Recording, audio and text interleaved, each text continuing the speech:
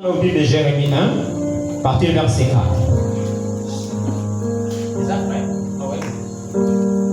La parole de l'Éternel me fut adressée en ces mots. Avant que je t'ai formé, avant que je t'ai formé dans le ventre de ta mère, je te connaissais. Et avant que tu fusses sorti de son sein, je t'avais consacré, je t'avais établi prophète des nations. Je répondis à Seigneur éternel, voici, je ne sais point parler, car je suis un enfant. Et l'Éternel me dit, ne dis pas, je suis un enfant. Tu iras faire tout ce auprès de qui je t'enverrai. Et tu diras tout ce que je t'ordonnerai. Ne les crains point, car je suis avec toi pour te délivrer, dit l'Éternel. Puis l'Éternel étendit sa main et toucha sa bouche. Et l'Éternel dit, voici, je mets mes paroles dans ta bouche. Que le Seigneur bénisse la lecture de sa parole. Vous pouvez vous asseoir.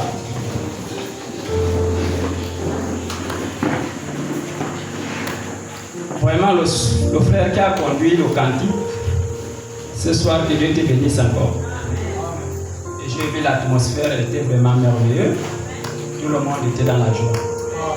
Normalement, c'est ce qui doit se passer quand tu es dans la maison de l'Éternel. Même si tu es venu fatigué, tu es venu avec des problèmes à la maison. Mais lorsque tu foules tes pieds dans la maison de Dieu, tu vas d'abord prendre tous tes problèmes, tu les mets d'abord dehors. Parce que là, tu es en présence de Dieu, tu vas exprimer la joie qui est en toi.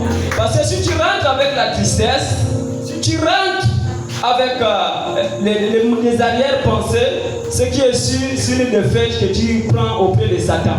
Et lorsque nous sommes ici, nous ne venons pas pour la défaite, mais nous venons pour la victoire. Et la seule manière de montrer à Satan que nous allons le vaincre, c'est par la joie. Voilà pourquoi la Bible nous conseille d'être tout le temps dans la joie. Parce que la tristesse et les arrière-pensées, ce sont les choses que le démon met en l'homme pour t'éloigner de la parole. Puis tu penses mal, amen. Puis tu réagis mal, puis tu t'éloignes de Dieu. Amen. Bon, je tenais d'abord à vous saluer au nom du Seigneur Jésus-Christ. Bon, vous savez tous que le pasteur est parti du côté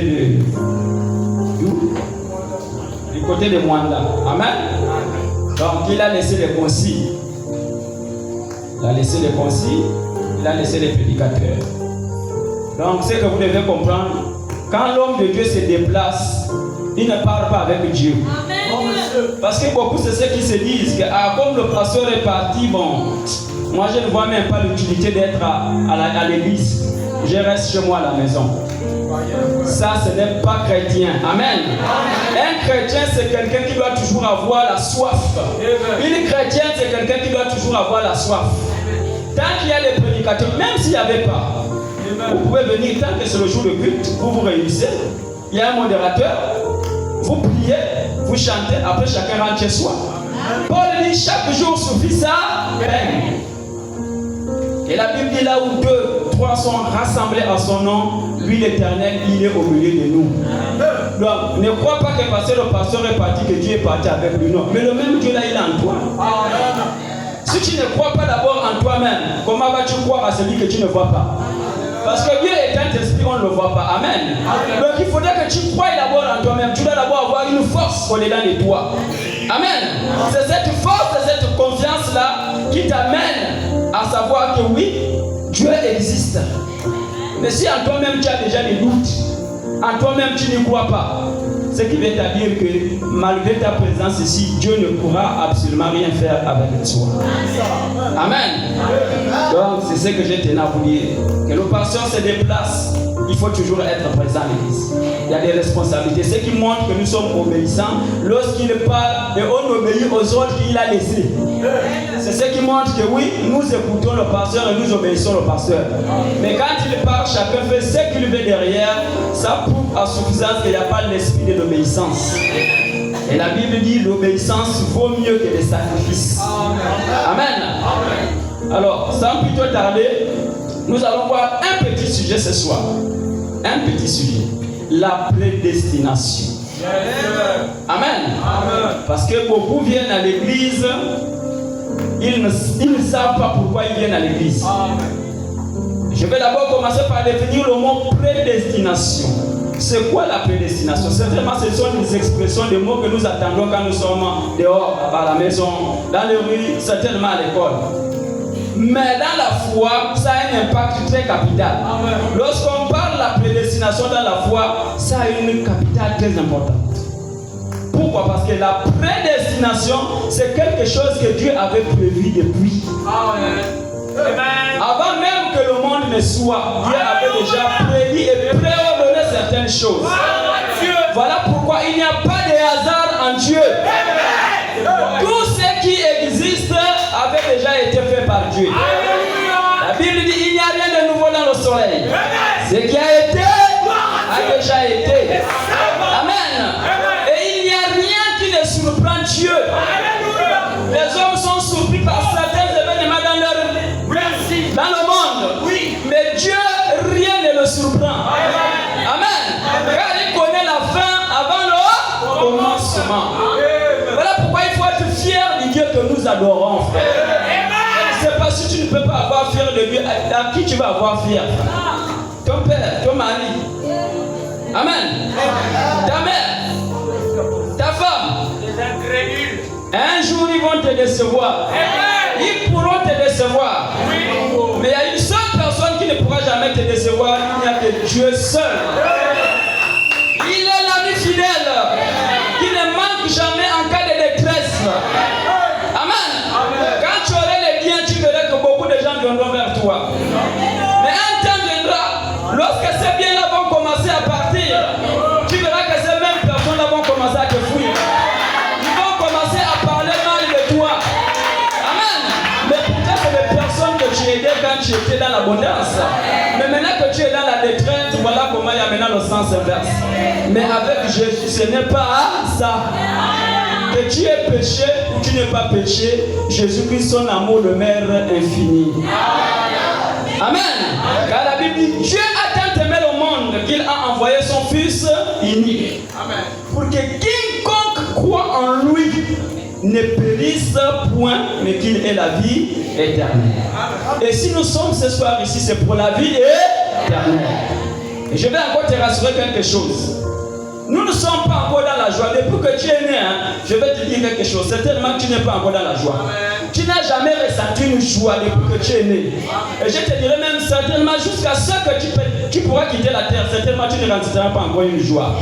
Mais le jour de la gloire, alléluia, lorsque nous serons de l'autre côté du rideau du temps, la joie que tu n'avais jamais eue sur la terre, mon frère, ça va se transformer en une joie que tu ne pourras pas décrire. Amen. C'est pourquoi le ciel, c'est une réalité. Amen. Nous ne venons pas ici pour faire de la figuration. Nous ne perdons pas du temps ici, frère. Tu dois prendre conscience de ce que tu viens faire ici.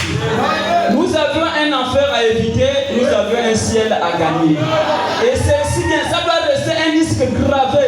Même dans ton sommeil, tu dors, tu te réveilles, tu vas au travail, peu importe ce que tu fais. Ici, un chrétien n'oublie jamais que j'ai le ciel qui m'attend. Amen.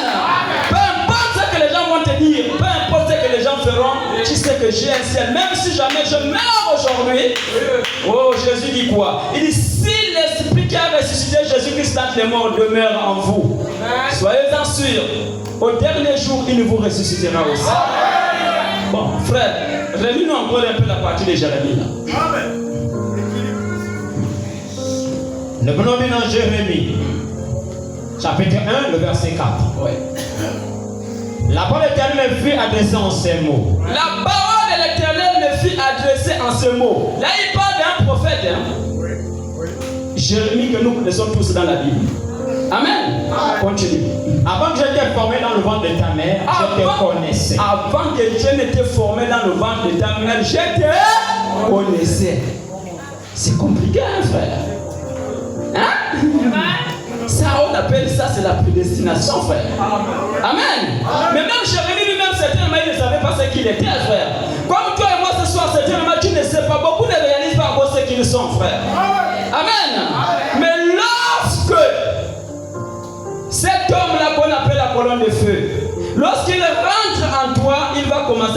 qui tu es. Il te montrera ta place. Mais lorsque tu es encore dans l'état charnel, ce serait difficile pour toi de comprendre certaines choses. Voilà pourquoi il est dit dans la Bible que la parole de Dieu, on ne l'écoute pas avec la chair. Amen. Mais c'est avec l'esprit. Continue. Et avant que tu sois sorti de son sein, je t'avais consacré. Je t'avais consacré. Je t'avais établi prophète des nations. Je t'avais établi prophète de nations. Comme toi et moi ce soir. Amen. Ce n'est pas un hasard que tu te retrouves ici ce soir. Amen. Dieu, bien avant la fondation du monde, il connaissait déjà qu'aujourd'hui, même ce soir, nous devons nous retrouver ici. Il savait à quel moment toi tu devais accepter la parole. Amen. Et il connaît aussi ceux-là qui ne devraient même pas accepter la parole. C'est pourquoi vous allez constater même, quand vous êtes dehors, vous parlez à quelqu'un de Dieu, il refoule complètement la parole. Il blasphème même la parole. Amen. C'est pas étonnant. Et nombreux viennent même ont prêché la parole aujourd'hui sont dans le monde. Nombreux sont allés dans la déno. Pourquoi? Parce qu'ils n'ont pas reconnu leur place ici. C'est question de prédestination. Quelque chose que Dieu a prédestiné et préordonné, ça ne peut pas changer. Aucun homme ne peut changer cela. Amen. Continue. J'ai répondu. Ah Seigneur l'Éternel. Ah Seigneur l'Éternel. Voici. Je ne sais point parler. Je ne connais pas parler. Je ne sais point parler. Je suis un enfant. Et l'Éternel me dit. Ne dis pas je suis un enfant. Ne dis pas que tu es un enfant. Et moi je vais te dire ce soir, ne te sous-estime pas. Parce que c'est ça que le diable fait. Tu peux d'abord t'arrêter là. C'est ça que le diable fait avec le croyant. Le diable n'a que des stratégies pour t'affaiblir. Le diable joue avec des stratégies. Amen. Il connaît que tu es un croyant. Tu crois en la parole. Amen. Et il sait que aussi longtemps que tu resteras dans cette position-là, il aurait du mal à t'atteindre. Il aurait du mal à te gagner. Amen. Mais comment va-t-il faire pour te gagner? Il va jouer avec les stratégies. Il va commencer à te faire résonner dans ton esprit, dans ta pensée. Amen. Et c'est ça qui s'est passé au jardin d'Éden. Et vous savez la parole. Amen. Lorsque l'ennemi est venu vers lui, Satan, il lui a présenté la parole. Il dit, est-il réellement écrit que si tu en manges l'arbre de fruit de la connaissance du bien et du mal, tu mourras? Elle va répéter, c'est exactement. Mais un seul petit iota, il a juste mis une petite virgule. Donc le diable connaît que tu sais la parole. Amen. Et il sait que pour t'atteindre, il passera aussi par la parole et par le raisonnement. Ce sont les stratégies que le diable utilise. Tu es chez toi à la maison, c'est un jour de culte. Mais tu vas le sentir qu'il y a une faiblesse pour venir à l'église. Amen. Un esprit commence à se dire, ah, mais tu ne vois pas que tu es fatigué, tu as beaucoup travaillé durant tout au long de la journée, non? Si tu n'es pas aujourd'hui, tu pourras rattraper ça même vendredi ou bien dimanche. Amen. Et qu'est-ce que tu fais? Tu gobes. Amen. Tu avales et tu restes tranquillement à la maison. Tu vas à tes occupations, tu suis ta télévision. Et Dieu au ciel n'est pas content de toi. Et là, tu attises le Saint-Esprit qui est en toi. Vous voyez comment le diable agit? C'est exactement ça. Il va encore faire quelque chose. Quand tu arrives à l'église, tu es assis. Il va commencer à te faire raisonner pendant que tu es assis. Il amène certains raisonnements dans ton esprit, dans ta pensée, dans le but de te faire égarer pour ne pas que tu écoutes la parole. Vous savez que de la même manière, non, ce qui se passe dans le naturel, c'est ce qui se passe dans le spirituel. On a un gouvernement, on a un président dans notre pays, n'est-ce pas, non? De la même manière dont se passe le conseil des ministres, dans le monde de l'enfer, c'est exactement la même chose qui se passe. Satan réunit son armée, il réunit les siens, amen, pour trouver des stratégies, comment il faut faire pour égarer les enfants de Dieu. Lorsqu'ils sont à l'église, mettez-leur la fatigue, mais amenez-leur le sommeil. Vous allez constater que pendant que la parole est prêchée, il y a certaines personnes qui somnolent. Pendant qu'on est en train de prêcher la parole, il y a certaines personnes qui ont des pensées ailleurs. Pendant qu'il est là présent de corps, mais son esprit n'est même pas là. Qu'est-ce qui fait ça? C'est le diable qui fait ça dans le but de te faire détourner de la vérité. Alors tu n'as pas été prédestiné pour cela. Tu as été prédestiné pour la vie. Tu as été prédestiné pour écouter la parole de Dieu. Alors lorsque tu viens à l'église et lorsque tu t'assois, tu dois disposer ton cœur. Il y aurait des pensées qui vont défiler dans ton esprit. Tu devrais chasser cela au nom de Jésus-Christ. Tu dois condamner cela avec la pluie d'énergie pour que ton esprit soit libéré afin que tu reçoives quelque chose venant de Dieu. Amen. Mais si tes pensées sont bourrées de la négativité, tu ne recevras pas quelque chose venant de Dieu. Amen. Frère, prends-nous d'abord dans le... Excusez-moi. Prends-nous d'abord le livre de 1 Corinthiens, chapitre 2. 1 Corinthiens, chapitre 2, versets 12 à 16. 1 Corinthiens, chapitre 2, le verset 12. Or, nous n'avons pas reçu un esprit du monde. Nous n'avions pas reçu un esprit du monde. Mais l'esprit qui vient de Dieu. L'esprit qui vient de Dieu. Là, il est question de qui? De fils prédestinés. Amen. Continue. Enfin que nous connaissons les choses que Dieu nous a données par sa grâce. Afin que nous puissions connaître les choses que Dieu nous a données par sa grâce. Donc nous n'avons pas reçu un esprit du monde, nous avons reçu un esprit de Dieu. Amen. Donc c'est l'esprit de Dieu qui a la capacité d'emmagasiner ce que Dieu veut destiner pour toi. Si tu n'as pas l'esprit de Dieu en toi, il sera difficile que tu puisses obtenir quelque chose venant de Dieu. C'est que le frère Branham dit le dépôt sacré. Amen. Et la semence de Dieu a toujours quelque chose dans son cœur et dans son âme. Quand la parole donne, il y a quelque chose qui bouillonne dans ton cœur. Même autrefois quand nous étions dans le monde avant que nous puissions accepter la parole, tes dégâts avaient des limites. Il y a certaines choses que tu étais censé faire, mais il y a certaines choses que tu ne pouvais pas faire. Qu'est-ce qui faisait cela? C'est parce que tu étais sous contrôle de Dieu. Même dans le monde, Dieu te connaissait déjà. Amen. Toutes tes actions étaient contrôlées. Amen. Tu pouvais certainement marcher avec des personnes qui boivent le vin. Amen. Mais tu avais des retenues pour boire le vin. Tu pouvais marcher avec des personnes qui fument la cigarette, mais tu avais des retenues de fumer la cigarette. Amen. Qu'est-ce qui faisait ces choses-là? C'est Dieu qui contrôlait cela. Amen. Parce qu'il sait bien que tu es son fils. Et il ne voudrait pas que tu ailles au-delà de ça. Amen. C'est pourquoi il avait dit à Frère Branham, lorsque tu seras grand, ne bois pas, ne fume pas. Ne suis pas ton corps de quelconque manière, car lorsque tu seras grand, j'aurai un travail à faire avec toi. Et autant que nous sommes fils prédestinés pour donner par Dieu, on a un travail à faire avec Dieu. Dieu a également un travail à faire avec nous. C'est pourquoi le corps dont Dieu nous a donné, ce n'est pas un corps que nous devons utiliser pour boire le vin ou bien suer. Non, monsieur. C'est un corps que nous devons préserver. Amen. Pour que Dieu puisse l'utiliser. Frère Branham dit, n'acceptez pas que ce corps soit un dépôt de démons. Amen. Parce qu'au jour d'aujourd'hui, l'enfer est déjà vide. Amen. Les esprits sont tellement errants sur la terre. Si tu n'as pas Dieu en toi, sache-le que c'est le diable qui viendra habiter dans ton corps. Et il n'y a que deux entités qui dominent le monde. Alléluia. Il y a l'esprit de Dieu et l'esprit de Satan. Si tu n'as pas l'un, c'est que tu as l'autre. Il suffit de voir ton comportement et ton attitude que tu as vu. Nous saurons qui est dedans. Amen. On saura qui est dans ton cœur, frère. Tu n'as pas besoin de te montrer. Tes actions montreront qui tu es. Amen. Car devant Dieu, on ne se cache pas. On peut se cacher devant les hommes. Mais devant Dieu, on ne peut pas se cacher. Et il y a deux personnalités qu'on ne peut pas tromper. Un, il y a Dieu. Deux, c'est toi-même. Tu ne peux pas te tromper, tu ne peux pas te mentir toi-même. Amen. Tu as déjà vu quelqu'un qui se ment lui-même. Même si tu as volé, on vient te dire que tu as volé, tu nies à bloc. Mais tu connais dans ta conscience que tu l'as fait. Tu ne peux pas te tromper. Tout comme Dieu aussi t'a vu. Amen. Mais vous allez remarquer qu'il y a certaines personnes lorsqu'ils sont devant des gens, on montre qu'on est saint. Amen. Mais aux yeux de Dieu, Dieu te connaît. Amen. Tu peux te cacher devant les hommes, montrer la piété, mais devant Dieu, tu ne te cacheras pas. Dieu te connaît. Et on a un seul ennemi aussi, c'est le temps.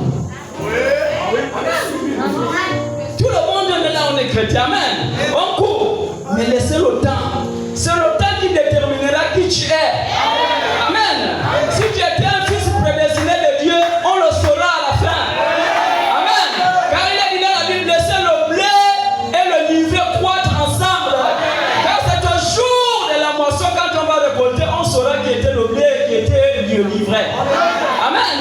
C'est comme quand quand tu vas à la pêche, tu vas jeter le filet, mais il n'y a pas que le poisson que tu vas ramasser. Tu trouveras les feuilles, tu trouveras les morceaux de bois, tu trouveras toutes sortes de choses dans le filet que tu vas ramasser. Maintenant, quand tu prends ça, tu fais maintenant ce qu'on appelle le triage. Tu prends le poisson qui est important pour toi, tu mets dans la pirogue. Ce qui n'est pas important, tu balances. Amen. C'est ce que Dieu fait avec nous. Amen. On dit il y a beaucoup d'appelés, mais peu de lui. Et vous allez remarquer qu'il y a une catégorie de personnes lorsqu'ils viennent à l'église, ils viennent pour des motifs quelconques. Amen. Quand ils savent qu'il y a un homme de Dieu ici qui est puissant, qui fait des miracles, vous verrez que beaucoup viennent uniquement pour ça. Uniquement pour ça. Mais lorsqu'on va commencer à terminer la parole, vous allez remarquer que ces personnes vont commencer à reculer. Ils vont commencer à fuir d'eux-mêmes. Mais une fille ou bien un fils prédestiné et projeté par Dieu, peu importe la manière dont la parole est frappée, il ne partira jamais. Il dira auprès de qui irai-je encore, frère? Car c'est toi qui as les paroles de la vie éternelle. Un jour, Pierre, amen, ils étaient assis avec le maître. Amen. Jésus leur posa la question: qui croyez-vous que je suis? Amen. L'autre dit tu es le prophète, l'autre dit tu es ici. Mais Pierre, par la révélation, amen, il a dit je crois que tu es le fils de Dieu vivant. Amen. Et Jésus lui a dit ce n'est ni le sang ni la chair qui te l'a dit, mais c'est mon Père qui est dans les cieux. Et un autre jour encore, disciples de Jésus-Christ qui étaient au plus de 70. Jésus-Christ arrive après parler, ils étaient assis. Il a dit celui qui ne mange de ma chair, qui ne boit de mon sang, n'a pas de part avec moi. Amen. Mais la parole a été crue et dure. Hein? Qui pouvait-il avaler? Il dit oh, depuis notre père Moïse, il nous a interdit de boire le sang humain et de manger la chair humaine. Amen. Comment toi tu vas nous dire on doit manger ton sang et boire, on doit boire ton sang et manger de ta chair? Dès lors que Jésus les avait dit ça, ils ont commencé à se retirer un à un. Pourquoi se sont-ils retirés? Parce qu'ils n'étaient pas prédestinés. Et pendant les 72, il y a eu, je crois, 70 qui sont partis. Ils sont restés combien? 12. Jésus-Christ les regarde, il les pose la question, mais les autres sont partis. Vous attendez quoi? Partez aussi. Pierre se lève, il dit oh maître, à qui d'autre irons-nous? Car c'est toi qui as les paroles de la vie éternelle. Donc comprenez une chose, frère. La parole de Dieu c'est comme ça peut frapper, ça va te froisser, peu importe la manière dont ça va te faire. Si tu es une fille, un fils prédestiné, tu resteras toujours dans l'église. Tu ne vas jamais aller dehors, tu ne vas jamais fouiller. Comme beaucoup disent, quand la parole chauffe, ils changent les églises. C'est ce que beaucoup de croyants font. Mais ce n'est pas question de changer l'église qui va changer quelque chose dans ta vie. Amen. Mais c'est plutôt la vie. Continue. Et nous en parlons. Non avec les discours qu'enseigne la sagesse humaine, mais avec ceux qui enseignent l'esprit, en employant un langage spirituel pour les choses spirituelles. Employant un langage spirituel pour les choses spirituelles. Quand tu étais dans le monde, tu étais encore dans l'ignorance. La Bible dit que Dieu ne tient pas compte des temps d'ignorance. Peu importe ce que tu as fait dans le monde, quand tu t'engages avec le Seigneur, Dieu oublie ça. Ça n'a plus rien à voir avec lui. Amen. C'est l'être humain qui a du mal à oublier lorsque tu lui fais du mal. Même si tu dis aujourd'hui, je te pardonne. Amen. Mais ça reviendra toujours dans ton esprit. Tellement que le mal là l'avait marqué. Mais Dieu, quand il t'a pardonné, il ne s'en souvient plus. Il jette ça dans la mer de l'oubli. Ce que Dieu compte maintenant, c'est ce que tu fais maintenant là. Car Dieu ne se conjugue pas au passé, mais Dieu se conjugue au présent. Autrefois, j'avais des visions. Autrefois, je faisais. Non, Dieu ne se conjugue pas dans le passé. C'est ce que tu fais maintenant qui compte. Amen. Si tu es chrétien, tu dois montrer à Dieu que tu es chrétien par rapport à tes actions que tu manifestes maintenant là. Pas autrefois. Non. Les expériences du passé ne comptent plus. C'est ce que tu fais maintenant là qui compte devant Dieu. Amen. Continue. Mais l'homme naturel n'accepte pas les choses de l'Esprit de Dieu. L'homme naturel, ça veut dire charnel, n'accepte pas les choses de l'Esprit. C'est pourquoi c'est si difficile pour eux d'avaler la parole de Dieu. Lorsque tu les présentes la parole, ils trouvent ça c'est quelque chose de caduc. C'est quelque chose de difficile à appréhender. Amen. Parce qu'en eux, il n'y a pas l'esprit. Il n'y a pas le dépôt sacré. Amen. Continue. Car elles sont une folie pour lui. Elles sont une folie pour lui. Et il ne peut les connaître. Il ne peut le connaître. Parce que c'est spirituellement qu'on en jure. C'est spirituellement qu'on en jure. Et lorsque tu es en Dieu, les fils de Dieu sont spirituels. L'état charnel auprès de Dieu, tu ne bénéficieras jamais des bénédictions de Dieu si tu es dans l'état charnel. Beaucoup manquent de bénédictions parce que nous vivons dans un état charnel. On pense tellement négatif, amen. On agit tellement de manière négative. Dieu ne peut pas t'aider dans cette condition-là. Dieu aide quelqu'un qui est spirituel. Amen. Voilà pourquoi il nous a appelés en tant que chrétiens et croyants. Lorsque tu t'es engagé dans le christianisme, d'abandonner les choses du monde. La Bible dit les choses anciennes sont passées et toutes choses sont devenues nouvelles en Jésus-Christ. Tu deviens une nouvelle créature. Et lorsque tu deviens une nouvelle créature en Dieu, tu dois marcher maintenant selon les ordonnances et les lois de Dieu. Et lorsque tu marches selon les ordonnances et les lois de Dieu, c'est en ce moment-là que Dieu se révélera à toi au fur et à mesure. Mais lorsque tu es dans un état charnel, ce serait difficile que Dieu même te parle ou te révèle. Et c'est ça qui montre que beaucoup de croyants aujourd'hui, les canaux spirituels sont bouchés. 1 an, 2 ans, 3 ans, 4 ans, Dieu ne te parle pas. Même pas en songe. Amen. Alors que Dieu se révèle à ses enfants d'une manière ou d'une autre. Mais quand on est en Christ, on va passer par des expériences pour montrer que Dieu est vivant. Dieu est réel. Alléluia. Dieu, comment Dieu va-t-il manifester qu'il est réel en toi? C'est en étant dans les conditions qu'il faut. Amen. L'autre fois, quand nous avons lu le livre d'Ézéchiel, Ézéchiel savait rappeler Dieu ce qu'il était. Amen. Il a montré qu'il était quelqu'un qui craignait Dieu. Il obéissait aux ordonnances et aux lois de Dieu. Dès qu'il a rappelé Dieu après sa prière, Dieu a ordonné. Dieu n'a fait qu'obéir. Dieu s'est reconnu. Amen. Mais si aujourd'hui tu pries, tu constates que Dieu ne t'exauce pas, arrête-toi d'abord. Fais d'abord le bilan de ta conscience. Réalise d'abord pourquoi Dieu ne me répond pas. Parce que Dieu n'est pas sourd. Amen. Dieu est un être vivant, il entend, il voit. Amen. Mais lorsque tu pries, Dieu doit être capable de te répondre. Si Dieu ne te répond pas, c'est qu'il y a un souci. Amen. Il y a deux conditions. Soit tu vis dans une condition qui n'est pas favorable à la parole de Dieu. C'est-à-dire dans un état de péché. 2, ta prière peut retarder. Parce que c'est Dieu lui-même qui connaît à quel moment il exauce aux prières. Car le temps et les moments sont de Dieu, pas de l'homme. Mais nous avons souvent tendance à faire, lorsque tu pries, tu fais aussitôt que Dieu t'exauce maintenant. Ça peut arriver, tout dépend du degré de ta spiritualité. Tout dépend de la relation que tu as avec ton Dieu. Il y a des prières que tu peux faire maintenant, aussitôt Dieu t'exerce. Alléluia. Il y a des prières aussi que tu peux faire, ça peut prendre du temps. Amen. Ça peut prendre du temps pour que Dieu t'exauce. Donc il y a deux conditions. Ça dépend de Dieu lui-même. Mais nous n'avons pas à conditionner Dieu de comment est-ce que les prières doivent être exaucées, de comment il doit faire. Non. Dieu est souverain de lui-même.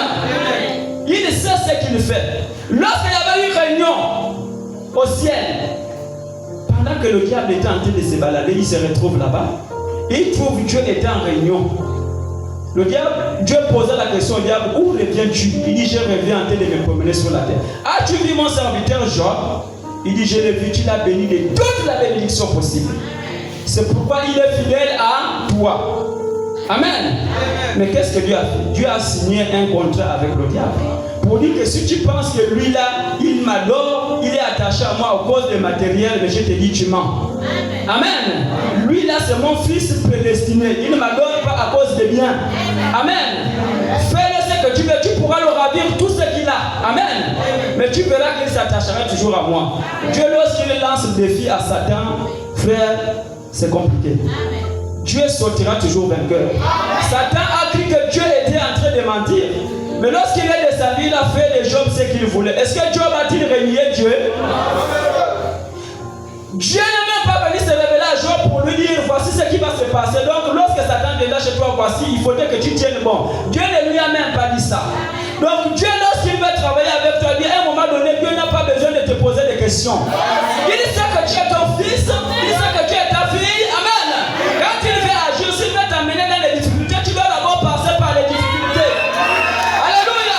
Il n'a pas venu demander à Job pour dire Job, il faudrait que tu t'attaches. Non, il savait lui-même que Job devait tenir bon. Tout comme toi ce soir, bien connaît que tu tiendras bon. Peu importe les hauts et les bas, peu importe les difficultés, tu es entre les mains de Dieu. Alléluia. Et la Bible, Jésus-Christ dit, tout ce que le Père m'a donné, je n'ai perdu aucun.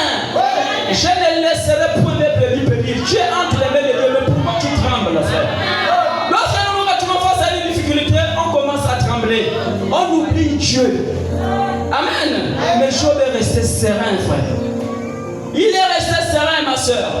Il savait que mon Rédempteur est vivant. Amen. Et frère Branham dit quelque part, même si aujourd'hui Dieu m'a envoyé en enfer, je vais me réjouir. C'est compliqué, frère. Quelle déclaration. Il dit même s'il m'envoie en enfer, moi qui suis-je moi pour m'opposer au dessein de Dieu, moi Branham? S'il a décidé que je vais en enfer, je parle. Ce n'est pas à moi de m'opposer à Dieu. Donc s'il a décidé que tu dois passer par ce moment-là, accepte-le d'abord. Quand il y a des difficultés, il y a des bénédictions. Il y a des chrétiens aujourd'hui qui attendent de être bénis, être bénis, être bénis, être bénis, être bénis. Mais quand il s'agit maintenant de passer le désert, on commence à raisonner. On commence à fuir la parole. On devient rétrograde. Alléluia. Ce n'est pas l'attitude des enfants prédestinés et prorogés par Dieu. Non. Un enfant de Dieu doit être serein. Amen. Peu importe le moment par lequel tu passes, tu dois tenir bon avec la parole. Tu ne dois pas délier ton Dieu. Tu ne dois non plus blasphémer Dieu. Et c'est ce que Job a fait durant tout au long de ce moment qu'il était en train de traverser. Il y a des gens qui sont venus lui dire, non, même sa femme, lâche-le. Tu ne peux pas maudire le Dieu là que tu pries là. Mais si c'était à notre époque, qu'est-ce qu'on devait dire? Certainement cet homme-là, il a dû faire quelque chose de mauvais. C'est pourquoi Dieu l'a maudit. Ça sont les pensées des humains. Quand ils voient que quelqu'un est en train de passer par des moments difficiles, automatiquement on dit que c'est une malédiction. Non! Revenons un peu dans la Bible, frère. Il y a des personnes qui sont passées par cette situation-là. Alléluia! Donc les moments difficiles ne veulent pas dire que Dieu t'a rejeté. Non, monsieur! Non, madame! Il dit que ce sont les épreuves-là qui forgent notre caractère. Par les épreuves, ça va te forger le caractère. Amen.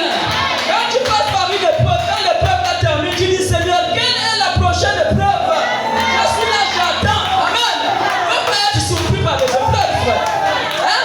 Moi je dis souvent, à un moment donné, regarde, frère, le Dieu compris là. Frère, il prend l'exemple de la mer. Regardez l'océan comment il est grand, frère. Un jour, les gens ils viennent poser la question à frère Branham. Il dit, dis-nous un peu. Toi, tu n'es pas Jésus-Christ de nouveau sur la terre. Parce que ce que tu manifestes là, on n'a pas encore vu quelqu'un manifester les choses que toi tu manifestes. C'était tout à fait normal. Parce que dans le ministère des frères Branham, Dieu s'est investi pleinement dedans. Amen. Mais comment Dieu s'est investi pleinement dans le ministère du prophète? C'est parce que lui, il est resté obéissant à la parole de Dieu. Parce que lui, il avait compris quelque chose que je devais prêcher, strictement la parole de Dieu. Ça pourtant ne vient à gauche ni à droite. C'est ce qui a fait le succès du prophète. S'il s'était éloigné de la Bible, assurément pas que Dieu devrait l'utiliser ainsi. Amen. C'est exactement la même chose qui se passe avec le croyant aujourd'hui. Aussi longtemps que tu resteras dans la parole. Et si tu constates qu'il y a des choses qui ne marchent pas et que tu es dans la parole, réjouis-toi d'abord à cause de ça. Parce que Dieu est en train de préparer quelque chose. Mais si tu vis mal et que les choses ne passent pas, ne te pose pas de questions, frère. Parce que toi-même tu connais. Amen. Ça c'est quelque chose qu'on ne peut pas expliquer, frère. Tu vis mal, mais tu te poses des questions pourquoi ma vie ne marche pas.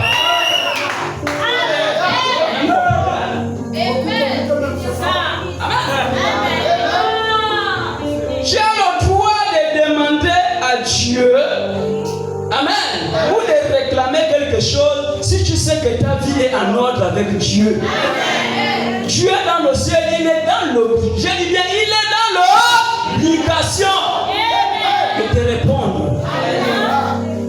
Mais si ta vie ne cadre pas avec la parole, frère, qu'est-ce que tu vas dire à Dieu? Vas-tu lui poser une question? Quelle question tu vas poser à lui? Parce que quand tu tournes autour de toi, tu sais ce que tu fais. Amen. On dit rien n'est caché aux yeux de Dieu. Même ceux qui se trouvent dans la profondeur de la mer, dans l'océan là-bas, ils voient ça. On l'appelle le grand voyant. L'homme qui sonde la pensée, le cœur, c'est les reins. La Bible dit bien avant même que ta pensée là ne soit exprimée, lui il connaissait déjà la pensée qu'il devait exprimer. Avant que tu ouvres la bouche pour parler, il connaît ce que tu devrais dire. Il connaît le nombre de cheveux qui se trouvent sur ta tête.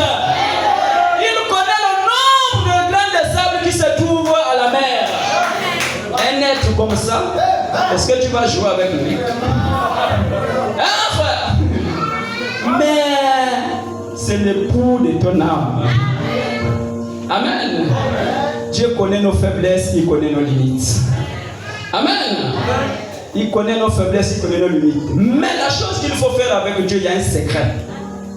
Je vais donner un secret très simple. Amen.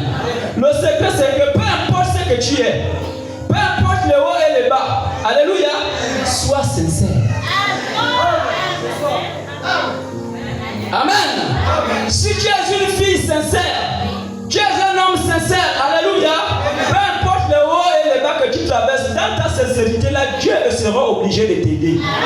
Mais quand tu n'es pas sincère, tu es hypocrite, tu compliques l'équation avec Dieu. Dieu aura du mal à t'aider. Amen. Dieu aura du mal à te bénir. Et c'est ça qui se passe avec beaucoup de croyants. Amen. On est un peu hypocrite. Avec Dieu, il faut arrêter d'être hypocrite. L'hypocrisie n'est pas de Dieu, c'est du diable. Amen. La Bible dit celui qui avoue cette transgression obtient lui. Donc quand tu es sincère avec Dieu, peu importe ce que tu fais, écoute bien, même Satan aurait du mal. Il dit, ah, je vais encore lui faire ça, il va encore aller dévoiler. Amen. Mais lorsque tu caches les choses dans ton cœur, dans ton âme, tu ne fais qu'accumuler les choses. Tu ne fais qu'accumuler. Ça va arriver à un moment donné, toi-même tu vas abandonner la parole, tu vas fuir. Amen. Mais si tu es sincère à chaque fois, la Bible dit, il a appelé à l'homme de tomber. Amen. Mais quand tu tombes, tu te relèves. Tu n'es pas obligé de rester dans cette condition. Parce que Jésus-Christ, lorsqu'il est venu dans la chair, Dieu est dans la chair humaine, il a goûté, il connaît les faiblesses. Amen. Il connaît que ce n'est pas facile de vivre avec le corps que vous voyez là. C'est pourquoi frère Branham, lorsqu'il était sorti de ce corps-là, amen, lorsqu'il a regardé le corps, il dit, oh, moi Branham, je vais venir encore dans ce corps. Il dit non. Amen. Il a voulu refuser de revenir. On lui a dit, mais tu es obligé de partir. La mission pour laquelle on t'a envoyé, ce n'est pas encore terminé. Maintenant, si tu ne repars pas, qui va terminer la mission? Amen. Tu vas terminer. Alléluia. Branham a voulu refuser. Pourquoi? Parce que le corps que vous voyez là a été fait à l'image d'un animal. Amen.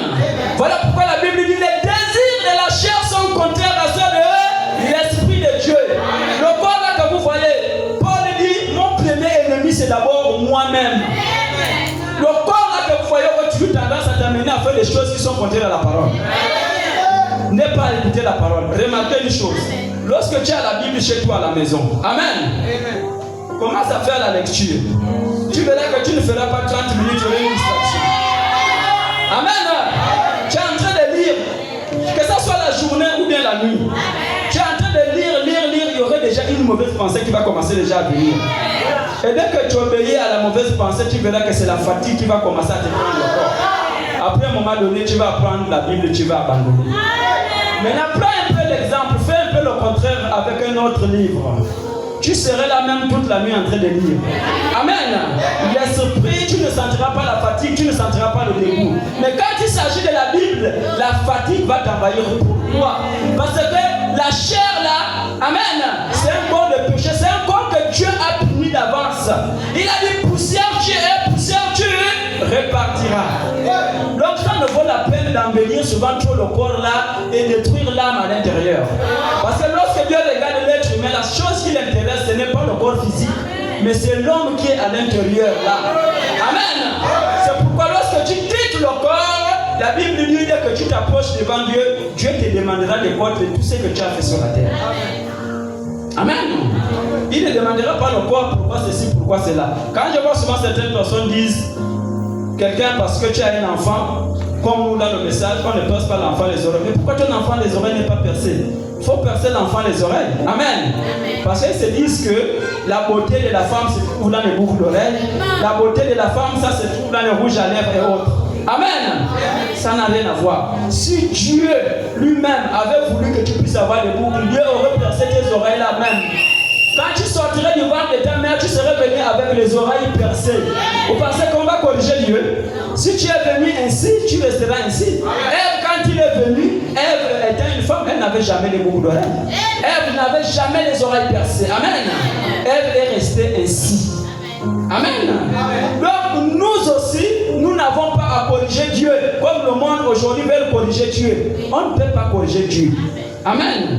Dieu sait ce qu'il fait. Nous allons prendre quelque chose ici. Frère, prends un peu dans le livre de Galates, chapitre 3, verset 11.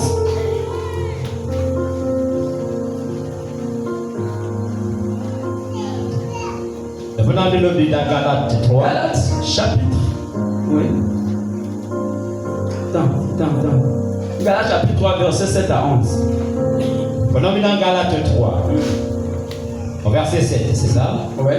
Verset 7 à 11. Chapitre à 11. Reconnaissez donc que ce sont ceux qui ont la foi qui sont fils d'Abraham. Est-ce que vous comprenez? La Bible dit, reconnaissons donc que ceux qui ont la foi qui sont fils foi d'Abraham.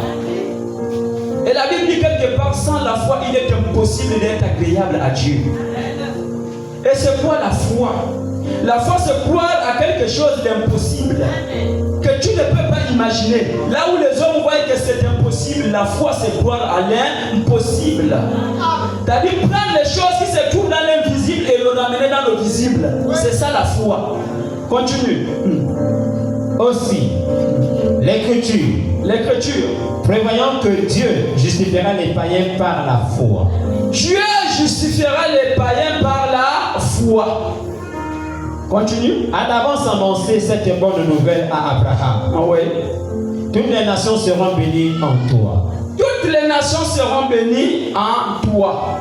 Toutes les nations exceptionnelles, même le Gabon, amen, seraient bénies par Abraham. Dans quelle manière? C'est en croyant par la foi en tant que chrétien. Pas de manière charnelle que non, comme on a dit, on a béni Abraham dans les matières premières. Non, la bénédiction dont on parle, il est question de bénédiction spirituelle et non de bénédiction charnelle. Continue. Ainsi, ceux qui croient sont bénis avec Abraham le croyant. Ceux qui croient sont bénis avec Abraham le croyant. Donc en croyant déjà, tu es déjà béni. Rien qu'en croyant, tu es déjà béni. Mais frère Branham dit, attention, quand on dit croire là, c'est de quelle manière? Parce que croire veut dire vivre. Amen. Pas croire de manière mentale. Alléluia. Mais croire veut dire vivre. Quand tu crois, c'est que tu vis, c'est que tu crois. Amen. Voilà pourquoi frère Branham pouvait dire, j'aime Neville parce que Neville vit ce qu'il prêche. Neville qui était le pasteur local du Branham Tabernacle. Amen. Parce qu'il vivait ce que lui-même il croyait et ce que lui-même il prêchait. C'est ça le croyant aujourd'hui. Croire veut dire vivre. Pas croire de manière mentale. Non. Continue. Car tous ceux qui s'attachent aux œuvres de la loi sont sous la malédiction. Tous ceux qui s'attachent aux œuvres de la loi sont sous la malédiction. Car nous n'avons pas été sauvés par les œuvres de la loi, nous avons été sauvés par la grâce, dit la parole. Amen. Et la grâce est venue par Jésus-Christ. Autrefois, amen, le péché, lorsque l'homme commettait le péché, c'était par le sang des boucs et des taureaux qu'on prenait pour calmer. Amen. L'ardeur de Dieu. Mais lorsque Jésus-Christ est venu, après l'expiation du sang à Golgotha, amen, toutes ces choses ont été façonnées, passées par la dispensation nouvelle. Donc nous croyons par grâce. Et tout chrétien a été sauvé par grâce. Amen. Amen. Nous ne sommes plus sous la loi. Amen. Mais nous sommes maintenant sous la grâce. Amen. Continue. Car il est écrit, Maudit est quiconque n'observe pas tout ce qui est écrit dans le livre de la loi. Maudit Et qui soit. ne met pas en pratique. Vous avez écouté? Maudit soit quiconque qui ne met pas en pratique ce qui est écrit sur le livre de la loi. Donc ce qui est écrit ici, amen, c'est appelé à vivre, à appliquer. On est chrétien, on est croyant lorsqu'on applique la parole de Dieu. Amen. C'est là où on peut t'appeler chrétien, on peut t'appeler croyant. Mais si tu n'appliques pas ce qui est écrit dans le livre de la loi, si on t'appelle chrétien, ce serait par abus de langage. Sinon, un chrétien, c'est quelqu'un qui est loin du Saint-Esprit. C'est celui-là, car c'est Christ qui est loin. Et Christ, c'est l'Esprit. Donc, si l'Esprit de Christ est en toi, tu es chrétien. Mais la plupart des temps, on dit souvent chrétien, oui, mais quelquefois, c'est par abus de langage.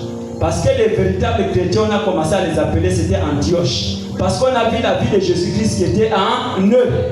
Amen. Continue. Et nul ne sera justifié devant lui par la loi. Nul ne sera justifié devant lui par la loi. Non. Continue, frère. Cela est évident. Cela est évident. Puisqu'il est dit, le juste vivra par la foi. Le juste vivra par la foi. Crois-tu que le juste vivra par la foi? Car c'est la foi qui maintient ton équilibre ici dans la vie chrétienne. Amen. Si tu es debout ici, c'est parce que en toi, il y a quelque chose de positif. Et par rapport à cette chose-là, Dieu est obligé de te maintenir parce que Dieu suit ce qui est en toi. Amen. Vous allez remarquer que quelqu'un, quand il a un don de Dieu en lui, il ne peut jamais partir de la terre comme ça tant que la mission pour laquelle Dieu l'a envoyé n'est pas encore accomplie. Amen. Tu peux passer par les accidents, tu peux passer par peu importe les choses. Tant que tu n'as pas encore accompli ce que Dieu a prédestiné que tu dois faire sur la terre, tu ne mourras point. Même si tu montes dans l'avion et que l'avion s'explose depuis le haut là-bas, par le miracle, tu sortiras de là indemne. Les gens se poseront des questions, mais comment est-ce que c'est possible? Il est sorti de cet accident-là. Pourquoi? Parce qu'il y a quelque chose en toi que Dieu a en train d'accomplir. Tu as quelque chose de positif. Frère Branham s'est retrouvé dans cette même condition-là un jour. Lorsqu'il a perdu sa femme Hop, quand il perd Hop, il perd encore sa fille qu'on appelait Sharon Rose. Ça l'a tellement mis dans un état hors de lui. Alors il avait perdu la raison de vivre. Il s'est retrouvé dans une chambre noire. Amen. Il a voulu prendre le fusil pour se fusiller. Pendant qu'il appuie sur la détente, il appuie, ça ne marche pas. Lorsqu'il prend le pistolet par la colère, il jette là-bas, ça s'est déclenché. Pouf! Est-ce que vous suivez? Il est même allé jusqu'à, comme il fait à un moment donné l'électricité, il est monté sur la haute tension pour vouloir s'électrifier. Ça n'a pas marché. Pourquoi ça n'a pas marché? Parce que la mission pour laquelle Dieu l'avait envoyé sur la terre n'était pas encore terminée. Donc toi tu es dans ta famille, tu n'es pas venu hasard. Alléluia. Tu as une mission à accomplir dans ta famille. Non pas d'entre vous ici si on posait la question, frère, soeur, dans quelle famille vous devez-tu naître? Beaucoup certainement diraient dans la famille Bongo, dans la famille Oliki, parce que on voit aisément la vie. Amen. Mais Dieu qui connaît toutes choses, il sait pourquoi il t'a envoyé dans la famille. Amen. C'est pourquoi ne regrette pas, ne renie pas la famille par laquelle tu te retrouves. Parce que tu as une source de lumière dans ta famille. Crois tout simplement en Dieu. Alléluia. Et Dieu fera quelque chose au travers de toi. Tu dois être le Moïse de ta famille. Il y a des personnes dans leur famille, des fois, il est le seul qui a cru à ce message-là. Le reste, rien. Mais pourquoi Dieu permet-il que tu sois d'abord le seul pour l'instant qui croit à ce message pendant que tout le reste ne sont pas? Parce que tu as une mission à accomplir. Par toi, tu peux appeler les autres. Par toi, Dieu peut attirer les autres dans la famille pour qu'ils croient dans ce message. Amen. Donc, tes genoux doivent rester constamment fléchis. Aussi longtemps que tu seras debout. Amen. Dans la foi et que tu pries, tu es en train de réclamer les siens. Et il y a un homme dans la Bible qui a trouvé grâce aux yeux de Dieu comme ça. Au nom de Corneille. Vous connaissez l'histoire? Comment Corneille a pu gagner sa famille? C'est parce qu'il était persévérant. Donc toi aussi en étant dans ce message, tu n'es pas venu par hasard. Tu as une mission à accomplir. Que ça soit dans cette église, que ça soit dans ta famille, que ça soit dans ton lieu de travaille. Chacun de nous a une mission accomplie. Frère Branham dit ce que tu fais, il faut bien le faire. Même si tu fais un travail qui est misérable. Alléluia. Ne te sous-estime pas parce que tu fais un travail misérable. Car Dieu pourra te relever par rapport à ce que tu fais. Beaucoup veulent commencer déjà grand. Commence d'abord petit et tu vas grandir. Alléluia. Dis d'abord quelque chose ici. Nous sommes sur la prédestination. Rapidement. Prends. Commence à partir de là. Nous allons lire Frère Branham dans la brochure intitulée Questions et réponses sur la jeunesse. Page 10 à partir du paragraphe 59. Là, on dit maintenant. Les enfants Branham. Et maintenant voici, remarquez. En lui, Dieu a élu. En lui, Dieu nous a élus des enfants de la nation du monde. En lui, en qui? En Jésus-Christ. Dieu nous a élus bien avant la fondation du monde. Ça, c'est la prédestination.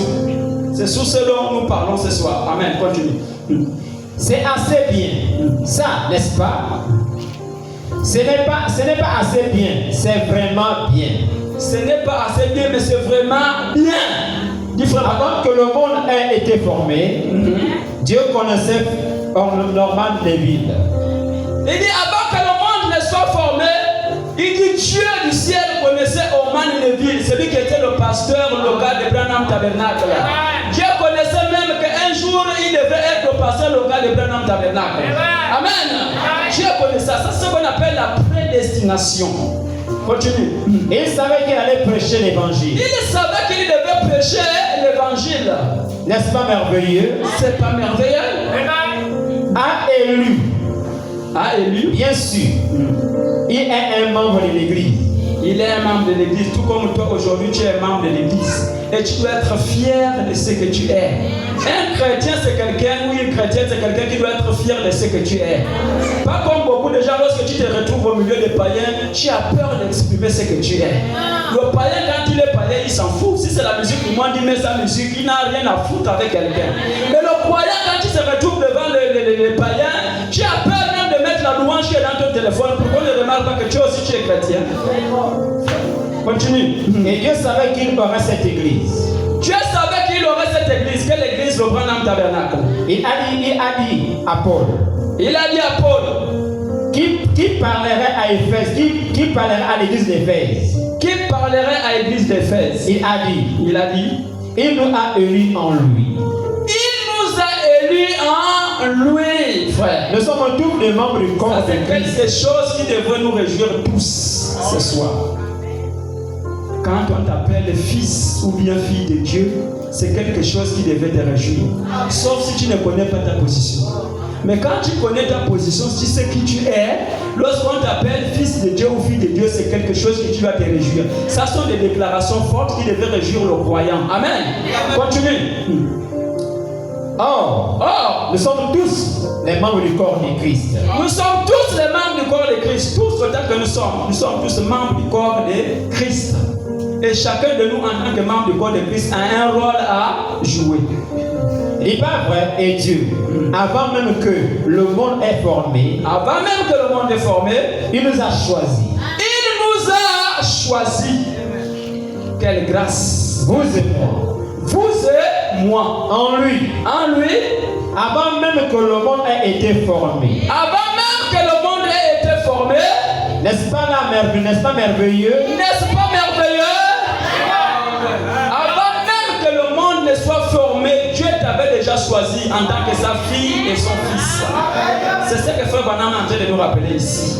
Amen. Donc c'est pourquoi, comme je disais au début, qu'il n'y a pas de hasard en Dieu, afin que tu te retrouves ici. Mais beaucoup de personnes aujourd'hui se posent des questions. Est-ce que je suis fils de Dieu? Est-ce que je ne le suis pas? Il y a des questions comme ça qui t'arrondent dans la pensée des enfants de Dieu. Pourquoi tu te poses tant de questions? Est-ce que je suis fils ou je ne suis pas fils? Amen. Mais maintenant écoute, continue. Or le premier homme, là, il fit le premier homme à son image. Il fit le premier homme à son image. Et nous retournons à cette image-là. Et nous allons retourner à cette image qui est spirituelle, les frères Branham. C'est exact. C'est exact. À notre première image créée. À notre première image créée. C'est à cet être-là que nous allons revenir. Amen. Continue. Car Dieu a créé moi, William Branham. Dieu a créé moi, William Branham. Écoute. J'existais avant la fondation du monde. J'existais avant la fondation du monde. Il a fait mon être. Il a fait mon être. Mon esprit. Mon esprit. J'étais inconscient de rien. J'étais conscient de rien. Continue. Mais au pourtant que je le sache. Ouais. Mais j'étais là. Mais j'étais là. Oh, je ne crois pas que vous saisissez. Est-ce que vous êtes saisissons? Alléluia. Le croyant n'arrive pas à réaliser aujourd'hui ce qu'il est, frère.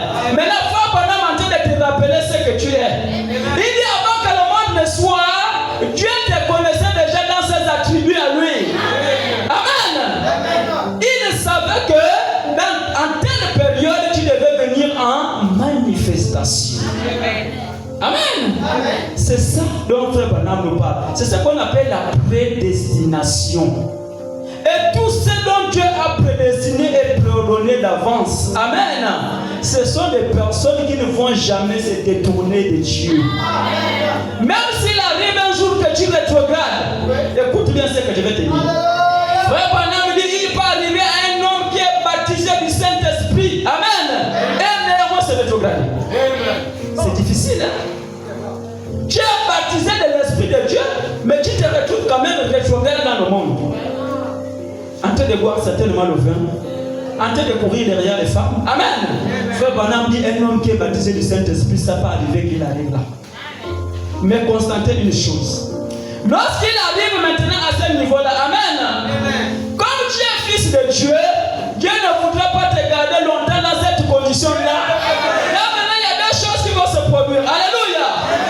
Soit Dieu va te ramener dans sa maison, ou non, si tu continues à persister dedans, peut-être que Dieu va t'enlever de la terre. Est-ce que vous comprenez comment marche le temps prédestiné et préordonné par Dieu?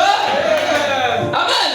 Parce que s'il y a quelque chose que Dieu n'aime pas, amen, c'est que son témoignage soit gaspillé. Amen.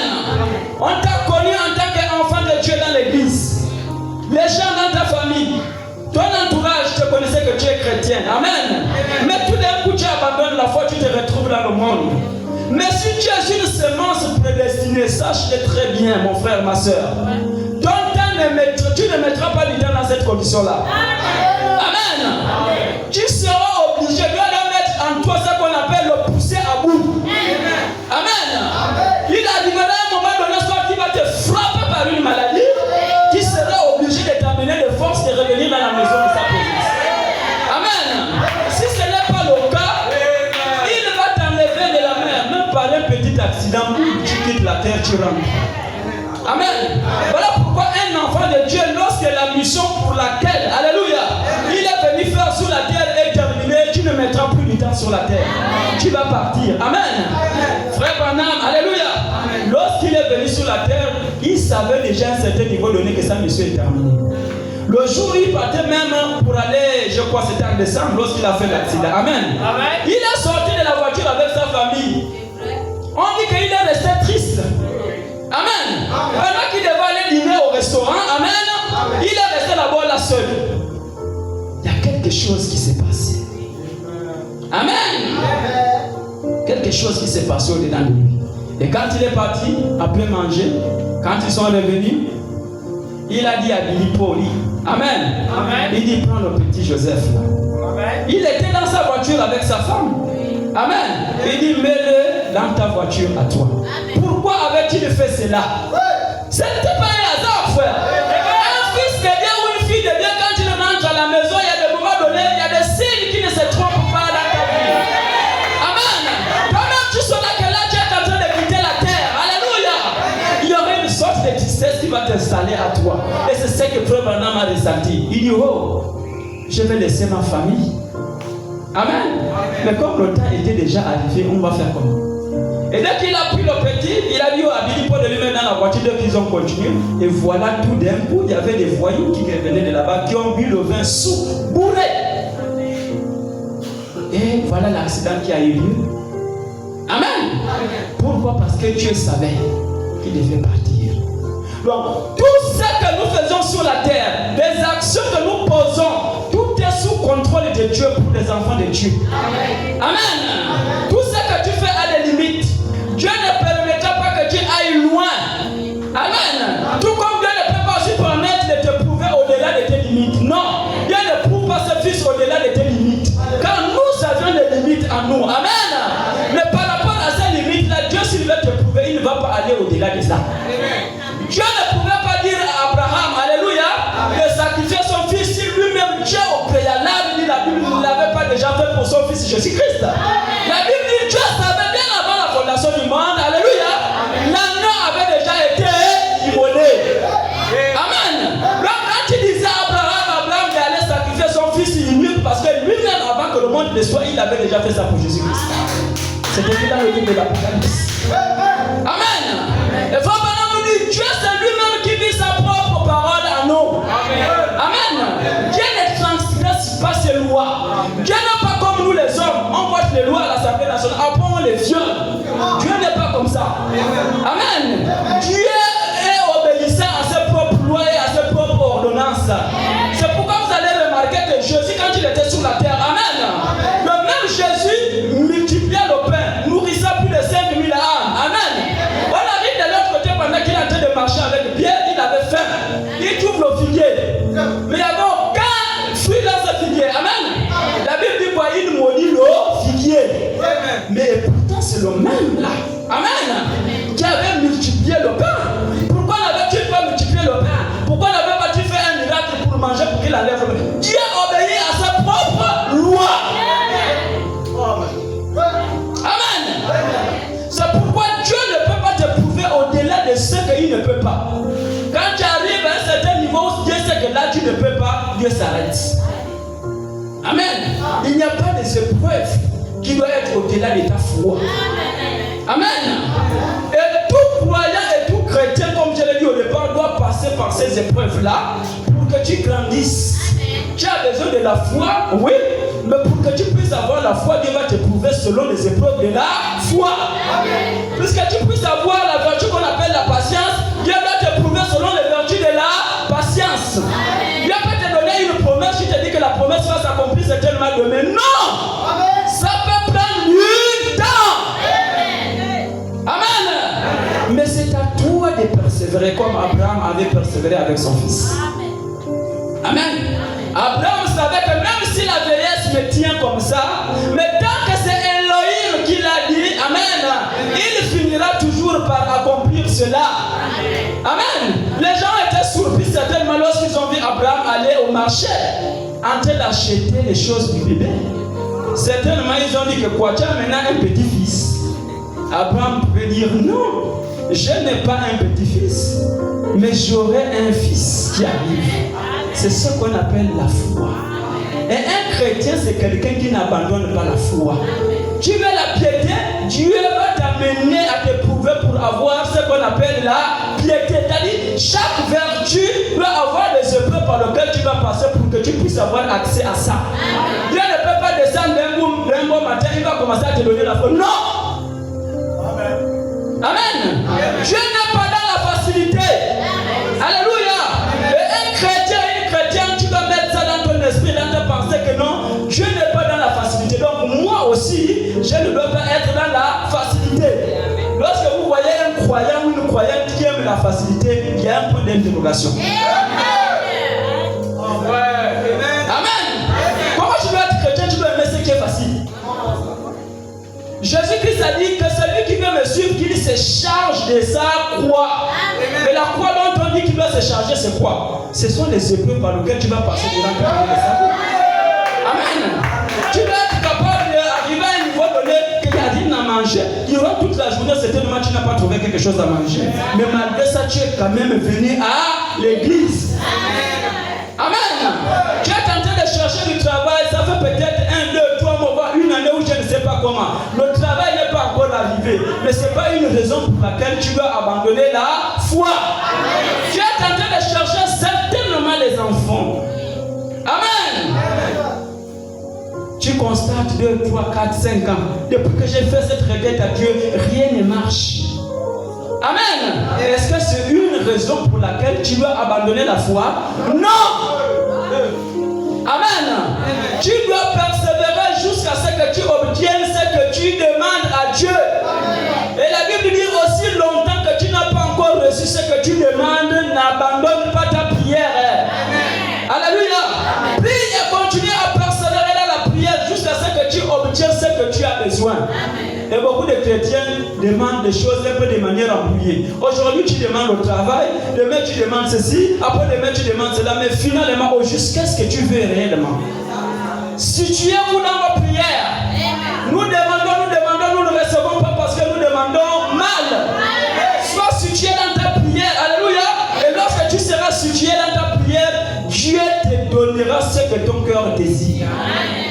Ça n'enlève rien dans l'économie de Dieu de te bénir. Rien, ça n'enlève pas quelque chose. Dieu est comme la mer. C'est-à-dire qu'il est capable de bénir toute la terre. La terre est remplie de plus de 1 milliard, plus de 8 milliards, excusez-moi, 8 milliards et demi d'habitants sur la terre.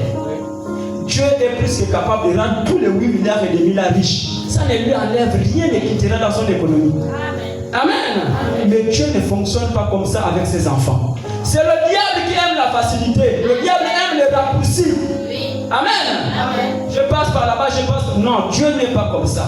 Voilà pourquoi vous voyez beaucoup sont obligés de se livrer dans les rose-croix, dans la franc-maçonnerie, dans les loges parce qu'on veut la facilité. Et quand tu vas te jeter là-bas bêtement, tu finiras par faire les sacrifices humains bêtement.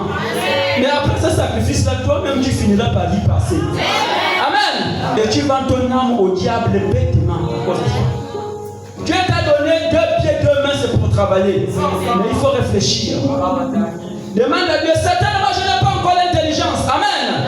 Je ne sais pas ce que je dois faire. Mais lorsque tu te mets à genoux dans ta chambre, demande au Seigneur, Seigneur, qu'est-ce que je peux faire qui pourra faire à ce que ma situation change.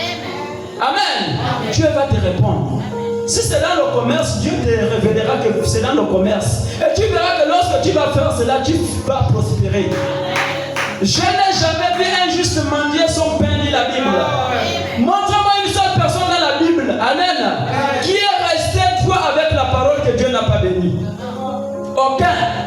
Tous ceux qui sont passés les héros de la foi dans la Bible, ils sont passés par des moments difficiles, mais à la fin Dieu les a bénis.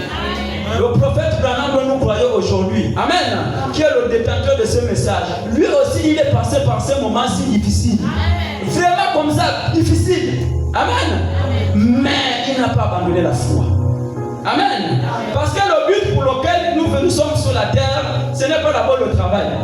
Ce n'est pas d'abord le mariage. Ça sont des choses secondaires. Amen. Dieu n'explique pas ça dans notre programme de vie parce que c'est logique. En tant qu'humain, on doit avoir ça. Amen. Mais ce que Dieu désire, c'est que nous puissions d'abord chercher premièrement le royaume de cieux. Et le royaume des cieux, c'est Dieu en l'homme. Lorsque tu as le Saint-Esprit dans ton âme, tu as le royaume des cieux. Et en ce moment, tu peux maintenant demander à Dieu tout ce que tu désires, Dieu va te l'accorder. Parce que celui qui est le détenteur des dons, celui qui bénit, il est en toi. Amen. Mais alors, maintenant là, tu peux lui demander ce que tu désires, il va te l'accorder. Mais nous faisons toujours le sens inverse. Nous courons derrière les biens. Amen. Nous courons derrière les richesses, c'est bon. Mais nous oublions la foi. Et c'est ça qui fait en sorte que plus tu cours derrière les biens, plus tu abandonnes la foi, plus tu en éloignes. Plus tu fais ça, tu t'éloignes. Au fur et à mesure que tu cours derrière ces choses, tu t'éloignes. Mais un chrétien, c'est quelqu'un qui doit être équilibré. Amen. Parce que le temps tire déjà à sa fin. Lorsque vous regardez l'actualité aujourd'hui de ce qui se passe dans le monde, aujourd'hui Israël avec la Palestine, cette guerre qui dure depuis des décennies et des décennies, ils ont essayé de trouver un accord pour mettre un peu la paix. Mais la Bible dit faites très attention. Lorsqu'on dira paix, une ruine soudaine les surprendra tous. Amen. Aujourd'hui, Donald Trump, qui est le président des États-Unis, est en train de clamer l'apôtre de la paix. Il essaie de calmer les guerres par-ci, par-là. Amen. Oui. Ça, c'est selon l'homme. Mais dans le programme de Dieu, ce que Dieu a prédestiné qui doit arriver, ça doit obligatoirement arriver. Amen. Que nous le voulions ou pas, ça finira toujours par s'accomplir. Parce que c'est ce que Dieu a décidé. Aucun homme ne peut venir mettre l'obstacle au-dessus de Dieu, ce que Dieu a proclamé. Il faut que ces choses arrivent. Il y aurait des guerres, il y aurait des coups de guerre, il y aurait la famine partout. Il faut que ces choses arrivent. Et c'est ce que nous sommes en train de vivre aujourd'hui. Mais beaucoup de croyants aujourd'hui, vous allez remarquer, ils sont dans la distraction. On est dans le plaisir. Et le diable s'en réjouit pleinement lorsqu'il voit le croyant être dans ses plaisirs, dans ces choses. Parce que plus tu es dans ça, plus tu n'es pas focalisé dans la foi. Plus tu ne médites pas, plus tu ne pries pas. Amen. Et tu deviens un chrétien formaliste. Tu es là, c'est vrai. Tu viens à l'église, mais ça devient maintenant une habitude. Éloignons-nous des esprits des habitudes. Amen. Car les habitudes, c'est un démon. On ne s'habitue pas à quelque chose. On ne s'habitue pas avec la parole. On ne s'habitue pas avec les prédicateurs ou le pasteur. Non. Amen. Si tu t'habitues avec le pasteur, assurément, il ne pourra plus t'aider. Il doit y avoir ce qu'on appelle, ce fossé, la Bible, respecter le lieu sacré. Amen. Que lui, c'est un pasteur. Quand on se familiarise déjà, on s'habitue déjà avec le pasteur, il ne pourra plus vous aider. Et vous allez remarquer que beaucoup de croyants manquent d'être bénis parce qu'on est rentré dans les esprits des habitudes. Amen. Quelqu'un d'autre va quitter ailleurs, il va venir parce qu'il est disposé, Dieu le bénit. Mais toi qui es dans l'église pendant longtemps, Dieu a du mal à te bénir parce que tu es déjà habitué avec le pasteur. On va aller là-bas, le pasteur va encore prêcher, c'est cela encore chaud. Amen. Tu commences déjà à t'habituer avec ça. Tu es inhabituel. On ne s'habitue pas avec Dieu, on ne s'habitue pas avec la parole. Nous allons bientôt terminer. Frère, prends un peu l'eau. 2 Corinthiens chapitre 4. 2 Corinthiens chapitre 4 verset 10. Non, 2 Corinthiens chapitre 10 verset 4 à 5. 2 Corinthiens 10 verset 4 à 5. Car les hommes avec lesquels nous combattons ne sont pas charnels. Est-ce que tout le monde est d'abord d'accord que là où nous sommes sur la terre, nous menons un combat? Amen. Autant que nous sommes tous chrétiens, doit mettre ça dans son esprit que sur la terre, on mène un combat. Continue, frère. Car les hommes avec lesquels nous combattons ne sont pas charnels. Les armes avec lesquelles nous combattons ne sont pas charnelles, mais elles sont puissantes. Elles sont puissantes par la vertu de Dieu. Par la vertu de Dieu. Pour renverser les forteresses. Pour renverser les forteresses. Nous renversons les raisonnements. Nous renversons les raisonnements. Et tout auteur qui s'élève contre la connaissance de Dieu. Arrête-toi d'abord là. Nous renversons quoi? Les raisonnements. Et beaucoup de chrétiens aujourd'hui sont dans les raisonnements. Quand tu es trop dans les raisonnements, ce serait difficile. Amen. Que Dieu fasse quelque chose avec toi. Amen. Voilà pourquoi les âmes dont Dieu nous a donné, la Bible dit, elles ne sont pas charnelles, mais elles sont spirituelles. Voilà pourquoi lorsque tu te mets à genoux devant Dieu, Amen, tu es en train de prier, tu es en train de prendre le monde des ténèbres. Beaucoup de chrétiens négligent la prière. Ils ne savent pas que la prière c'est une arme redoutable. C'est par la prière que tu peux changer la pensée de Dieu. Et ce qui a changé la pensée de Dieu, c'était par rapport à quoi? C'était par rapport à la prière. Quand on lui a envoyé, on a dit que non, ton temps est fini, tu dois mourir. Il a tourné la face comme nous avons dit. Mais ce n'est pas par la prière que lui a changé. Amen. Prions beaucoup et prions sans cesse. La Bible dit persévérer dans la prière. Un chrétien qui ne prie pas beaucoup, tu deviens faible et charnel. Amen. Vous devez prier sans cesse. Avant de venir à l'église, tu dois prier. Avant de dormir, tu dois prier. Nous devons vivre une vie de prière. Et quelqu'un qui vit une vie de prière est protégé par Dieu. Amen. Ce ne serait pas facile que le diable puisse te vaincre. Amen. Parce que la prière, c'est une armure. C'est un bouclier. Tant que tu pries, amen, le diable aura du mal à t'atteindre. Peu importe les forces des ténèbres qui pourront se lever là-bas dans les ténèbres pour vouloir te combattre, ils ne vont jamais t'avoir. Parce que tu es constamment dans la prière. Et vous allez remarquer que si le diable veut nous gagner, il passera par ses faiblesses. Il va t'empêcher de prier. Et puis si tu affaiblis dans la prière, tu ne médites pas, c'est fini, tu deviens charnel. Alors là, tu es exposé. Amen. Tout comme quelqu'un, une chrétienne ou un chrétien, lorsque tu vis mal, tu t'exposes toi-même. Tu laisses les portes ouvertes. Et à partir de là, lorsque les portes sont ouvertes, qu'est-ce que le diable fait? Toi-même, tu as déjà laissé les portes ouvertes. Il va te damner. Excuse-moi, je vais lire quelque chose. Continue d'abord. Continue d'abord, frère. On va terminer. Nous renversons les raisonnements et tout auteur qui s'élève contre la connaissance de Dieu. Et nous annonçons et nous amenons toutes pensées captives à l'obéissance à Christ.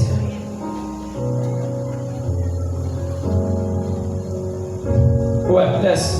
Je vais lire quelque chose ici, toujours dans la même brochure intitulée dans question et réponse de la jeunesse. Écoutez ce que Frère Branham dit au paragraphe 12 à partir du verset 67. Question et réponse de jeunesse sur la jeunesse, page 12 au paragraphe 67. Frère Branham dit: retirez le Saint-Esprit d'un homme et il est plus bas qu'un animal. Il est pire qu'un animal. C'est une déclaration brutale.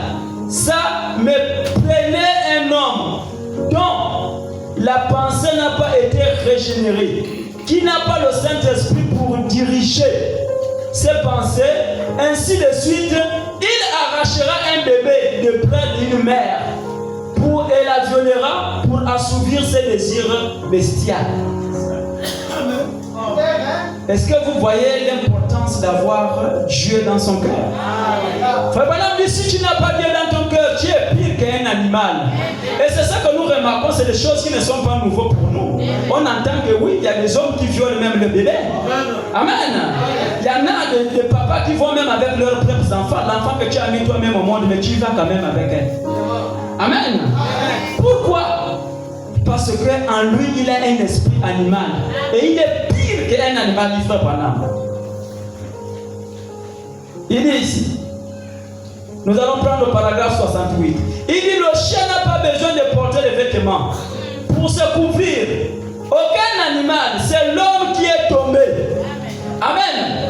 Et non la vie animale, mais la vie animale, du fait qu'elle ait été sous la conduite de l'homme. Amen. Il y a été suprême et tous les animaux des champs craignent l'homme.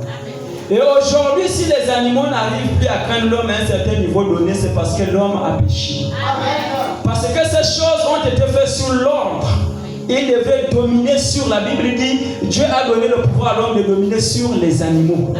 Amen. Donc si tu dis à un animal, va ici, l'animal t'obéissait. C'est ce qui était dans le jardin d'Éden à l'époque. Mais l'homme a perdu ce pouvoir à cause du péché. Si aujourd'hui tu vas en brousse, on attend maintenant qu'il y a des éléphants qui tuent les gens en brousse. Pourquoi? Autrefois au début, il n'en était pas ainsi. L'éléphant ne pouvait pas venir attaquer l'homme. Parce que l'homme est son chef.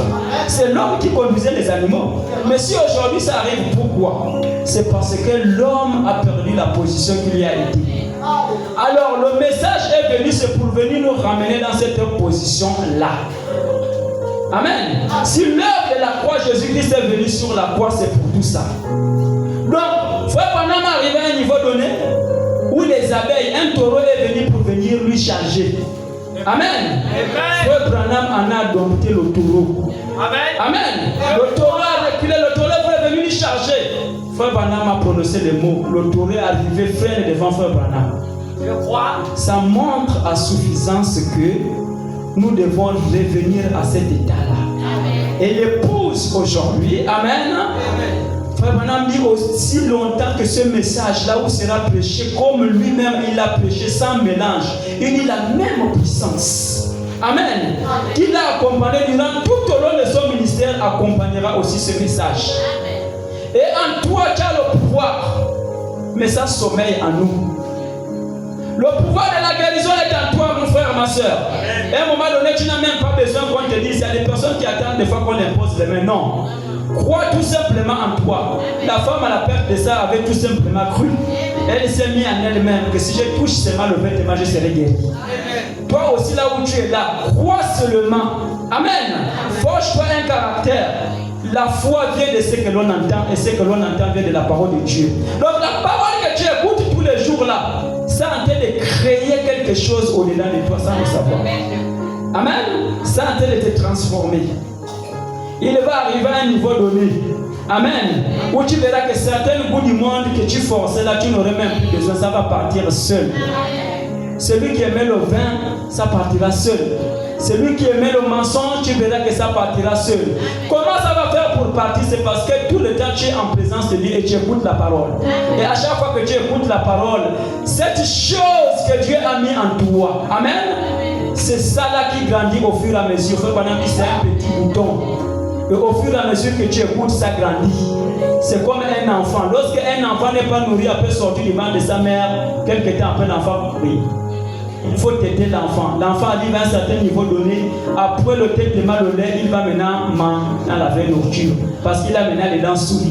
Il dit c'est exactement la même chose qui se passe avec la foi. Quand tu es né de nouveau, amen, tu es encore bébé. Mais tu dois grandir au fur et à mesure avec les enseignements de la parole de Dieu. Si tu t'en éloignes, tu tues le bébé. Dit le prophète, amen.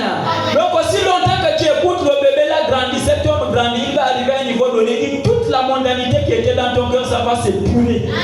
Ça va partir du frère Branham. Amen. Et lorsque ça partira, toi-même tu verras que tu deviens une nouvelle créature. Et ça à ce moment, tu verras que quelqu'un qui aimait tellement la regard, lorsqu'on lui présente la regard, il y a maintenant un dégoût. Amen. Quelqu'un qui aimait la musique du monde, quand tu écoutes ça, ça te donne maintenant les nerfs. Pourquoi? Ce n'est plus toi-même qui fais ça, mais c'est lui qui est en toi. Amen. Et la Bible dit, celui qui est en vous est plus grand que celui qui vit dans le monde. Nous allons lire la dernière écriture là et nous allons terminer. Frère, prends Jacques, plutôt Galates, toujours. Galates chapitre 5 à partir du verset 7. T'arrêtes là, on va partir. Nous venons le Bible dans Galates 5, verset 16. Verset 16. Car je dis donc, marchez selon l'esprit, et vous n'accomplirez plus les désirs de la chair. Marchez selon l'esprit et vous n'accomplirez plus les désirs de la chair. Ça, c'est ce que nous conseille Galates. Paul, dans le livre de Galates. Continue, frère. Car la chair a des désirs contraires à ceux de l'esprit. La chair a des désirs contraires à ceux de l'esprit. Et l'esprit en a contraire à ceux de la chair. L'esprit également en a contraire de la chair. Continue. Ils sont opposés entre eux. Ils sont opposés entre eux. Entre les désirs de l'esprit et de l'esprit, c'est deux choses différentes. Amen. Quelqu'un qui aime tellement le monde et les choses du monde, l'amour de Dieu, la parole dit, l'amour de Dieu n'est point en lui. Quand quelqu'un est encore attaché avec le monde et les choses du monde, ça montre à suffisance que en toi, il n'y a pas encore quelque chose. Amen. Mais lorsque tu as quelque chose de Dieu, l'esprit de Dieu, ça te poussera à haïr ces choses-là. C'est ce que Paul dit dans le livre de Galates. Continue, frère. Afin que vous n'effaciez point. Afin que vous n'effaciez point ce que vous voulez. Afin que vous n'effaciez point ce que vous voulez. Et un chrétien, ce n'est pas quelqu'un qui agit comme bon le semble. Ce qui te parle par l'esprit, c'est ce que tu fais. Un chrétien, c'est quelqu'un qui est contrôlé.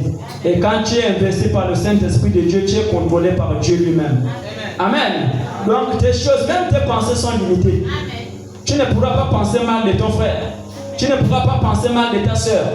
Parce que Dieu qui est au-delà de toi t'amènera à faire quelque chose qui est contraire à cela. Mais lorsque en toi tu vois déjà une mauvaise pensée qui va dans ce sens-là, condamne ça, ce n'est pas de Dieu. C'est du diable. Termine, frère, on va partir. Si vous êtes conduit par l'Esprit de Dieu, si vous êtes conduit par l'Esprit, vous n'avez plus besoin d'être sous la loi. Monsieur verset 18. Verset 18, oui. Continue. Tu t'arrêtes à 20.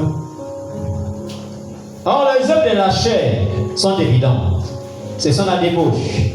Vous entendez? Les œuvres de la chair sont évidentes. Évidentes. La débauche. C'est-à-dire les gens qui aiment boire le vin, qui aiment vivre comme bon le sang. Ça sont les œuvres. Continue. L'impureté. L'impureté. Le dérèglement. Le dérèglement. L'idolâtrie. L'idolâtrie. La magie. La magie. La rivalité. La rivalité. Les querelles. Le querelle. Les jalousies. Les jalousies. Les animosités. Les animosités. Les disputes. Les disputes. Les divisions. Les divisions. Quand Les on est dans l'église, ces choses-là ne doivent plus exister. Quand vous voyez que ces choses existent encore dans l'église, il faut vous dire qu'il y a des gens qui ne sont pas encore affranchis. C'est un manque de nouvelle naissance. Alléluia. C'est ce que dit Pierre. Un fils ou une fille, lorsque Dieu est prédestiné par Dieu et que tu as écouté la parole de Dieu, alléluia, le Saint-Esprit va te conduire. Lorsque la pensée là arrivera de pouvoir te quereller avec ton frère, ça va t'amener à te réconcilier avec ton frère. Mais lorsque vous voyez quelqu'un qui n'arrive pas à se réconcilier avec son frère ou bien sa soeur, ou bien même avec sa famille, dites-toi que malgré ce que tu peux faire à l'église, même si tu roules à l'église, en toi il n'y a pas la vie encore. Amen. Examinons les motifs qui sont dans nos cœurs. On est chrétien pas par les émotions. On est chrétien pas par la pensée négative. Mais on est chrétien c'est parce qu'on agit selon Christ. Selon la parole de Dieu, que Dieu vous bénisse.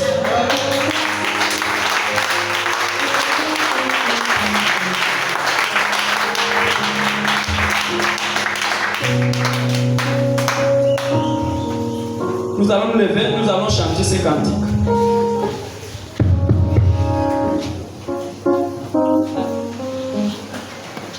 Avant de rentrer dans la prière, nous allons d'abord chanter cette adoration. Après, chacun de nous va rentrer dans la prière par rapport à la parole. Je suis faible, tu es fort.